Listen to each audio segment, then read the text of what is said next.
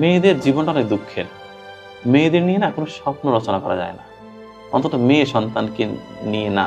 কেননা মেয়েরা আসলে তার জীবনের কোনো কুল কখনোই ঠিক রাখতে পারে না।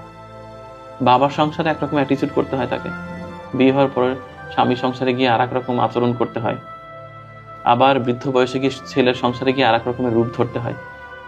মানে বলে না নারী বহুরূপী, এই কথাটা না একটা পজিটিভ অর্থ আছে আমার কাছে। নারী যে বহুরূপী হবে না, নারীর না নিজস্বতা খুব কম হয়ে যায়। সমাজটা এরকম যে নারীকে বারবার মানে স্রোতের মধ্যে ঠেলে দেওয়া হয়। নারীকে অনেক কিছু সইতে হয় এই জীবনে, আমার মাকে যেমন সইতে হয়েছে।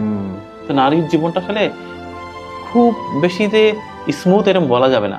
প্রতিটা নারীর জীবনেই খুব যন্ত্রণা, মানে এক একটা স্টেজে এক এক রকমের যন্ত্রণা। এই যন্ত্রণার কোনো সীমারেখা নেই।